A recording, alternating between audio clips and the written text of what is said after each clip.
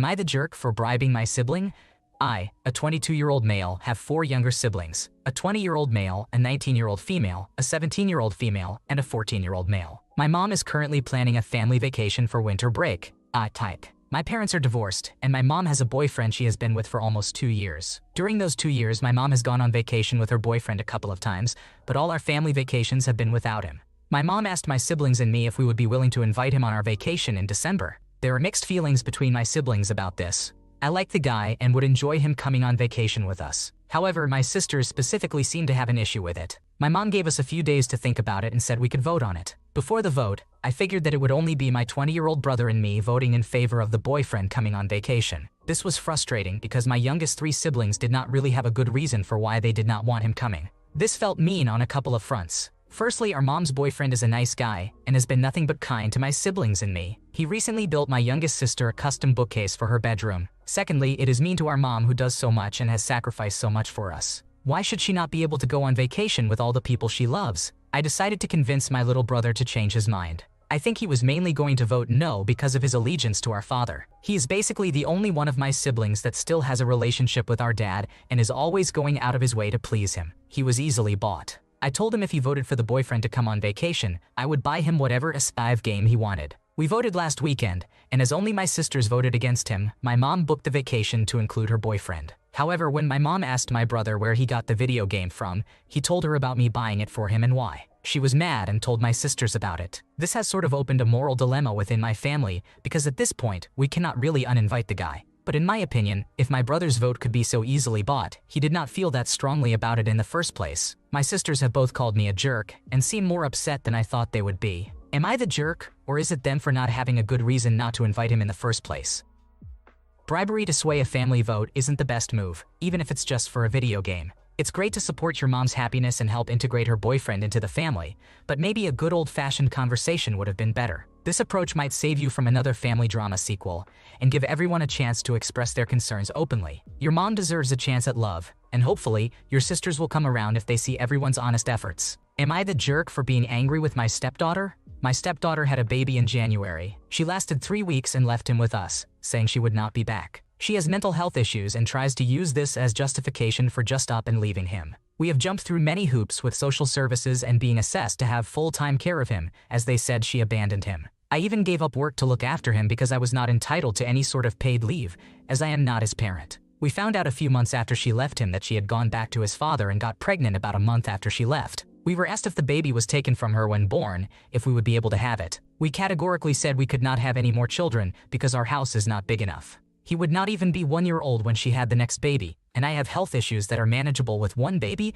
but would not be with another one. Jump to last night, when she accused us of keeping her son away from her. We are not, but social services have said that she can only see him once a week throughout the duration of the court case, and then their recommendation is once a month. We have agreed to this, but also said that if, and this is a big if, she gets her mental health, housing, and money issues under control, we are not going to stop her from seeing him more than once a month. I am not one for sugarcoating things, so she knows I will tell her straight and told her she needs to understand how much we have given up to raise her son to keep him out of the system. My husband and I do not have our own children and pretty much had the freedom to do what we wanted. She then said he is her son and she will do what she likes, to which we told her she cannot, as we will have the overriding parental rights. We told her she chose to leave him and go back to his father, and it is something she is going to have to live with. We did tell her that if she does not, at the very least for now, get her mental health under control, she will only see him once a month, and that will only be under supervision. She did not like this, called us names, and hung up. I thought I was over being angry with what she did, but now I am even more angry with the fact that she is blaming us for the consequences she has to live with because of her actions.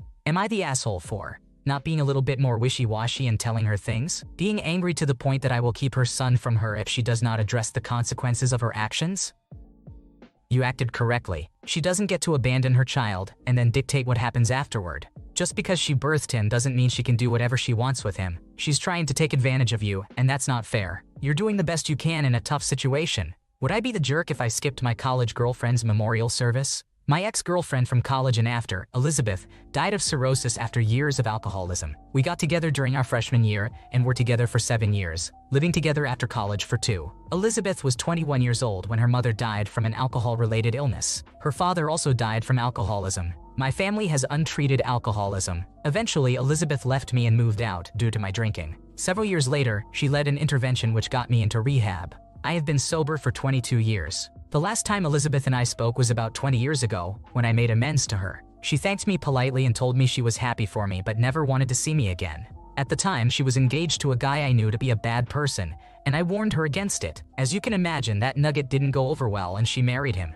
Note to people making amends: do not talk about anyone but yourself and the person you're speaking with. Elizabeth died the day after Christmas, 2023. She was found alone at the bottom of a stairwell in her home after our mutual friend from college, and mine since high school, Cersei, called in a wellness check. Cersei informed me about the circumstances and told me she'd keep me up to date on future plans. She also told me that Elizabeth lost everything. Her husband left her for his younger assistant, custody of her children, her home, her job, and her money. Last week I got an email from a different mutual friend with plans for the memorial. Cersei called me soon after to say she hoped I'd be there. I see Cersei and her family several times a year, and we rarely discuss Elizabeth. My choice. I told her I would really have to think seriously about it. Cersei suggested the memorial would be a good time to let Elizabeth's friends and remaining family, particularly her children, know the positive effect she had on so many people as a result of the intervention 22 years before. Because Elizabeth basically got me sober, I could talk about all the people I got sober. Friends, a couple of relatives, and my best friend from high school, who has dedicated her life to working with alcoholics as a result,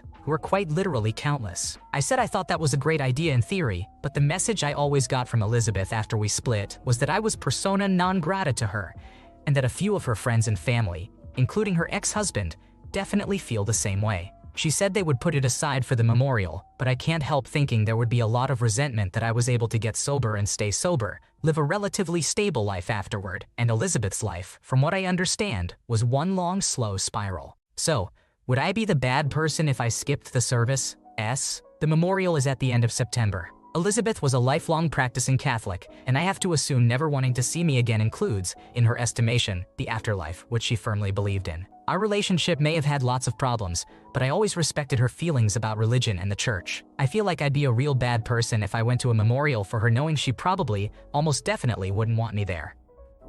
Stepdaughter. Respecting the deceased's wishes is always a good rule. Just because Elizabeth staged an intervention for you does not mean that you owe her your sobriety. That was your own achievement. There is every potential that this could devolve into a scene that harms everyone, including you. Take care of yourself and consider reaching out to your sponsor or going to a meeting. Am I the jerk for telling my partner that they have to take care of the baby all night, if needed, on our upcoming trip? My wife, who is 36 years old, is a physician working in the emergency room and has a very stressful job. I am 36 years old and work from home for an IT company. We have 2 children, a 3-year-old boy and an 11-month-old baby girl. Due to her work hours and stressful job, I am taking on the workload of taking care of the children. The boy goes to daycare while I watch the baby all day. I handle breakfast, lunch, and dinner for the baby, and breakfast and dinner for the boy. I also bathe both of them and do bedtime with the boy. Recently, my wife got an opportunity to go to California for a medical conference. I told her that she could go alone if she wanted, and that it could be a nice break for her. However, she insists on us all going.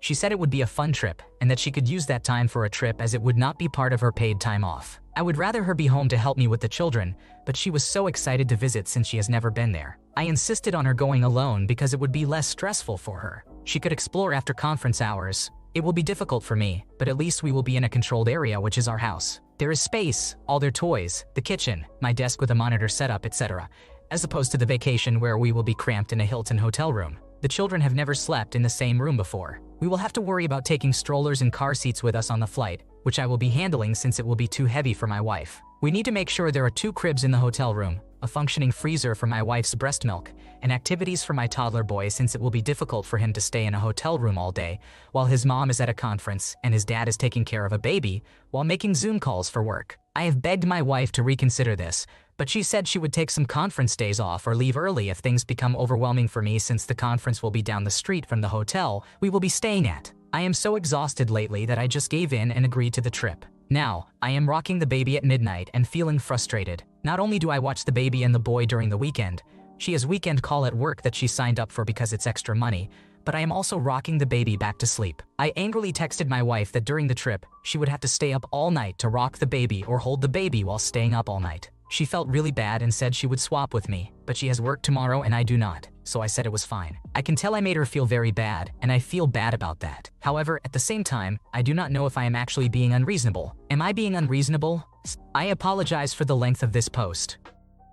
You have done nothing wrong. It's important to address the exhaustion, and going on this trip won't help. You can't work from home and watch an infant. That's two separate jobs. You and your wife need to come up with a more equitable division of labor and probably get some additional help. Am I the jerk for turning on the sprinklers to get my neighbors away from my lawn? We live in a court with a large front lawn that is held back by a retaining wall. The retaining wall fronts the sidewalk and is about 40 feet away from our front door and about 5 feet from the street court. Today, our neighbors and some of their friends' workers, about 3 men, were sitting on the front end of our retaining wall, something they have done a handful of times recently. That area is shaded around noon, so I assume that's why. I don't usually water my lawn in the afternoon, but I turned the sprinklers on, got them a little wet, and they quickly got up, looked confused, and left. Now my partner is mad at me because she does not feel it is a big deal and it wasn't the nice thing to do. She thinks I should have asked them nicely to move first if I felt they had been hanging around there too often. However, at this point, I don't feel like asking nicely because they have always been inconsiderate. Here are some examples. They park several cars in the court, causing us to drive around them to get to our driveway. We asked them to stop and they did mostly stop blocking our driveway. However, they still have events every week where all their friends and family park their cars in our court, so we still have to drive around them to access our driveway. They were using a small portion of our driveway to drive into their backyard, and it was leaving tire tracks on the corners. I did not like that, so I put cinder blocks there. They started to move the cinder blocks out of the way to use our driveway. I let them know it was okay as long as they put the cinder blocks back. They would always forget to put the blocks back even though I would remind them constantly. Eventually, I replaced them with heavy planters. Now they cannot use our driveway at all. They have been working on a shed adjacent to our shared fence. Either they or their workers threw some trash over the fence. I am not sure, but we never brought it up to them. Sometimes they shift or move our garbage cans and do not fix them. According to my partner and other roommate, I have voiced things to them very rudely in the past, so now my partner or our other roommate voices my issues to them. For context, neither my partner nor our other roommate have felt that these issues were a big deal. My partner is non-confrontational and believes in keeping the peace, so she feels that I was very rude. My issue is I don't feel the need to be considerate when they clearly haven't been considerate to us. I don't feel the need to deal with them in a civil manner anymore. So Reddit, am I the antagonist? Your reactions are making this worse. Turning the sprinkler on to shoo people off a retaining wall at the edge of your property is childish and will only further strain your already strained relationship with your neighbors. Your complaints about the neighbors might be mildly valid, but they are also far from anything worth getting all that upset about. Having good relationships with your neighbors is worth so much more than having nobody set foot on areas of your property that you aren't using. Am I the jerk for telling my friend that I would prefer if she didn't borrow pants I just bought? I'm on a month-and-a-half-long trip with my long-distance best friend of 15 years. To sum up the trip very quickly, I'm an introvert who isn't assertive or extremely decisive about specific plans. I'm very go with the flow, while she is an extreme extrovert that always has energy. Our dynamic on the trip has left me extremely unhappy. We fight a lot about these things. I feel as though I'm doing everything in my power to make her happy and make the trip enjoyable, but it's at the cost of my own happiness. No matter how beautiful the locations are, I don't find myself enjoying the trip. I'm dying to go home, but we have 2 weeks left. She definitely has points that I see and acknowledge, but there are some things that are difficult for me to change. Now, I'm simply drained, and it's visible that I'm not having a blast. She has criticized me for many things, many of which I try to change because I'm aware that I'm an imperfect person. This recent fight started because she asked to borrow a certain pair of pants as we were walking around. I had just bought the pants with the purpose of wearing them for most of the trip since I didn't have many other pants, and we are limited with laundry. We started off traveling to beaches, so most of my other clothes are beach clothes, but now we are in cities. My response was, I prefer if not, but you can if you need. I don't fit into many of her pants, and I got worried that I would be lacking in clothes if she accidentally stained them. This erupted, with her claiming this is a giant red flag on my end, and that I should have zero issue with giving her any clothes because that's what she would do. She said that this makes her view our friendship differently. We spiraled into talking about other issues in our dynamic, and I seriously can't do this anymore. I was planning to come back to relax for the evening since I need to recharge my social battery, but now with this fight I can't even do that. I'm drained. Please let me know if my thought process during this fight was unreasonable. I always let her borrow my other clothes, even if I don't want to, but I felt weird about this pair of pants. I'm usually a person who is protective over my belongings, like my laptop and other items, but I've gone out of my way to be flexible. Now I'm worried that I am in the wrong or the antagonist for not just saying yes to letting her borrow them when she asked. Your actions were justified. If she asks and you decline and she gets upset, then she wasn't really asking. She was demanding. It's your stuff, and you're not wrong for not wanting someone to wear your clothes, especially new ones, while traveling. A multi-week trip with someone who isn't on the same page can be exhausting, but think of it as practice for standing up for yourself in other relationships. Thanks for watching. When you subscribe, make sure to hit the bell to turn on notifications so you never miss a video. To finish listening to all the stories, check out the playlist in the description.